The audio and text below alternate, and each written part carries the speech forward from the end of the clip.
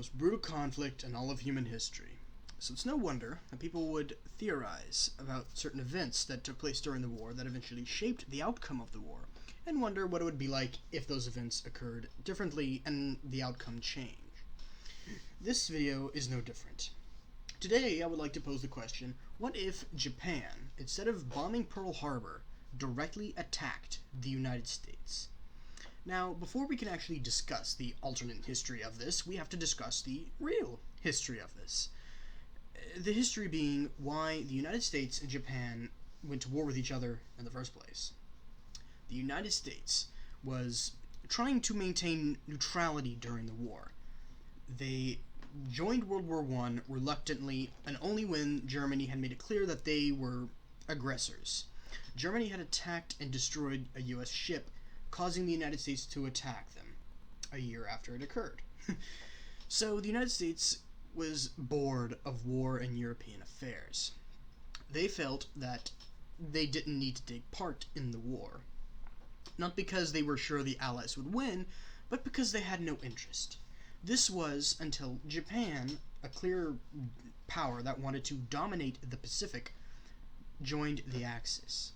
This was not the straw that broke the camel's back and caused the U.S. to declare war, but the U.S. did embargo Japan. This, however, was the straw that broke Japan's back. Japan realized it needed the U.S. oil, and so had the bright idea to bomb Pearl Harbor. So instead, what if, in bombing Pearl Harbor, they directly launched a naval invasion on the West Coast? Now, for this scenario to be played out, we're gonna have to suspend our disbelief for a moment. Japan would never be able to directly attack the U.S. in such a way. Any attack would be stopped by the Navy beforehand. So, we're gonna have to do a little further alternate history rather than just the Japanese launching an invasion.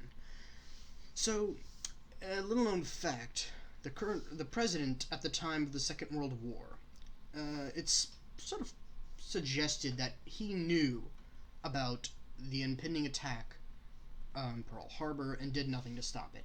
Now, whether this is true or not, I do not know. I just heard it somewhere. Now, for this alternate scenario, we're going to say this is 100% true, and he 100% knew the attack was coming on Pearl Harbor.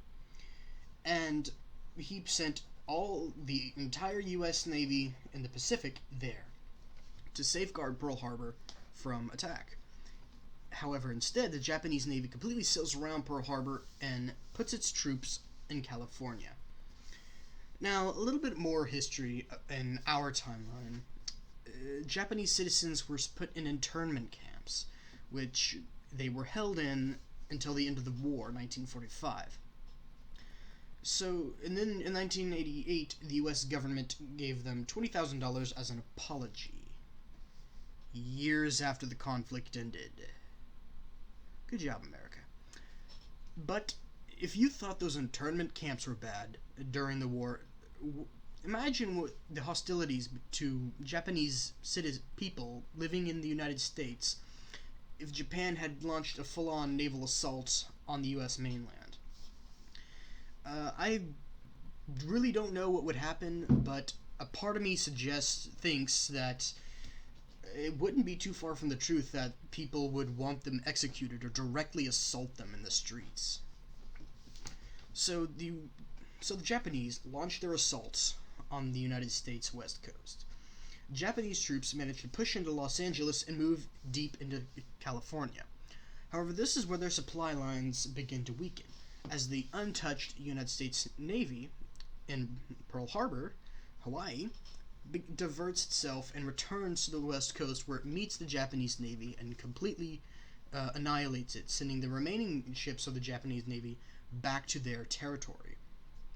This leaves the Japanese troops in the U.S. mainland completely cut off from supplies and the rest of Japan.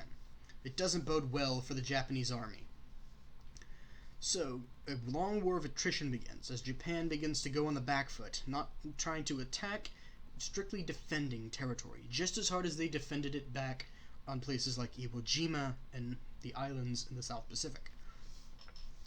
How the battles would play out, I don't know. I don't know any specific battles that would likely play out, all I can say is that the Japanese would be slowly kicked out of the US West Coast.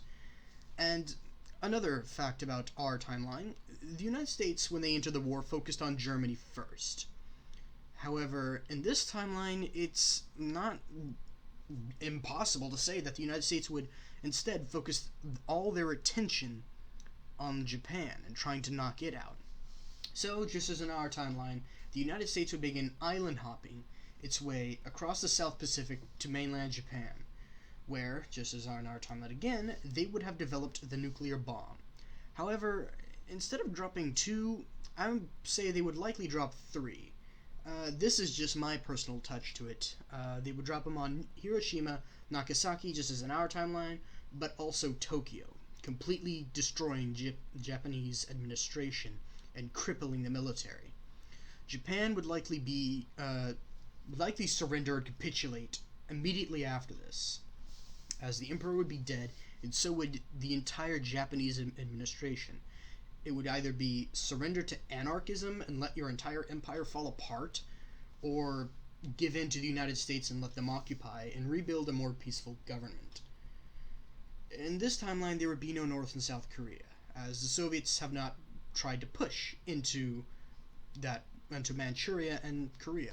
Instead, they are still fighting in Europe and trying to hold the German advance. Speaking of which, what is happening in Europe? Well, that's for another time, as all we wanted to ask is what would happen had the Japanese attacked the US mainland. And suffice it to say, a summary on a 6-7 minute video, it really just quickened the fall of their empire and let their capital city be turned to dust. However, what happens to Germany is a completely different story. A story for next time. I'm SpinCoin, and I hope you enjoy the video.